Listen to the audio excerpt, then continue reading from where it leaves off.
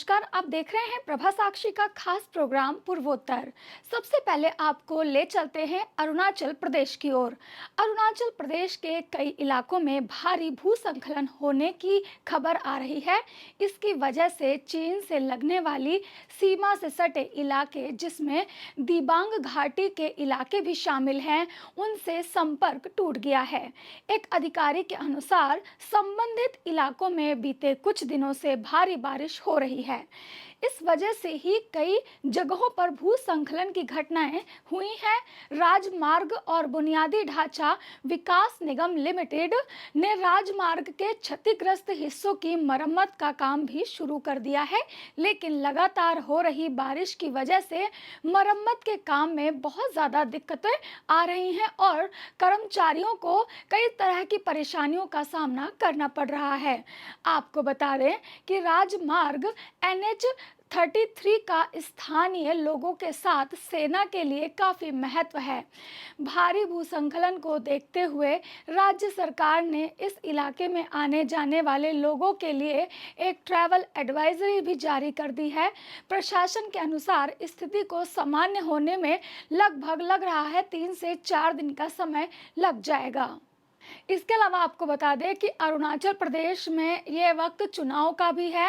अरुणाचल प्रदेश की 4 विधानसभा सीट के 8 मतदान केंद्र पर कड़ी सुरक्षा के बीच बुधवार को पुनः मतदान हुआ है और करीब 74% मतदाताओं ने अपने मतदान का प्रयोग किया है।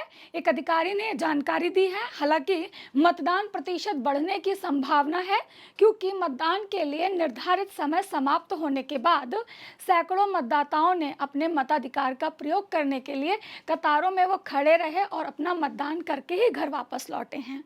इसके अलावा आपको बता देते हैं असम की बड़ी खबरों के बारे में। सबसे पहले आपको बताएंगे, करीमगंज से कांग्रेस उम्मीदवार हाफिज अहमद राशिद चौधरी ने कहा है कि पार्टी 2 प्रमुख मुद्दों पर ध्यान केंद्रित करते हुए चुनाव लड़ रही है।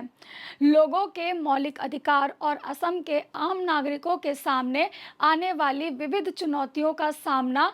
चौधरी ने कहा है कि एक तरफ लोगों के सामने नागरिकता की समस्या है, तो दूसरी तरफ बढ़ती बेरोजगारी बहुत बड़ा कारण है। वे जीवित रहने के लिए काफी ज्यादा संघर्ष कर रहे हैं। इसके अलावा आपको बता दें कि all India United democratic front प्रमुख बदरुद्दीन अजमल ने कहा है कि वह राज्य संचालित मदरसों को बंद करने के असम सरकार के फैसले के खिलाफ सुप्रीम कोर्ट में अपील करेंगे। डिबरूई के मौजूदा सांसद ने उम्मीद जताई है कि शीर्ष अदालत असम में सभी बंद मदरसों को फिर से खोलने का आदेश देगी। अजमल ने मंगलवार को एक चुनावी सभा में इतर संवाददाताओं को बताया कि उत्तर प्रदेश सरकार ने मदरसों को बंद करने का ऐलान किया और बाद में उच्चतम न्यायालय ने इसकी निंदा की। इस संदर्भ में हम उच्चतम न्यायालय जाएंगे, वहां से आदेश लेंगे, उसके बाद ही यहाँ पर फिर से मदरसे खुल जाएंगे। अब आपको लिए चलते हैं मणिपुर। मणिपुर में हुए विस्फोट में राष्ट्रीय राजमार्ग 2 पर एक प्रमुख पुल क्षतिग्रस्त हो गया, जिससे राज्य की राजधानी इम्फाल में आवश्यक वस्तुएं ले जा रहे 150 से अधिक ट्रक बुधवार को सेनापति जिले में फंस गए हैं।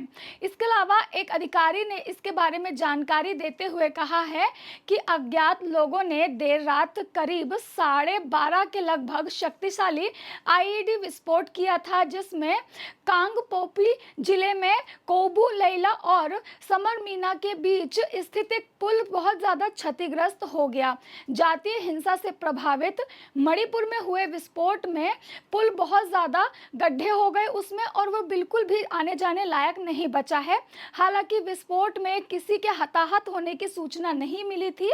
मणिपुर सरकार ने किसी भी अप्रिय घटना के लिए बचने के लिए NH-2 पर समरमीपा और कोबू लेखा के बीच वाहन की आवाजाही को बंद कर दिया है और थोड़ा सा उस पर रोक लगा दी है, ताकि उसका काम प्रॉपर तरीके से किया जा सके। आपको बता दें कि पिछले लगभग 1.5 साल से मणिपुर में जातीय हिंसा लगातार हो रही है और इसी बीच मणिपुर में फिलहाल मतदान भी जारी है।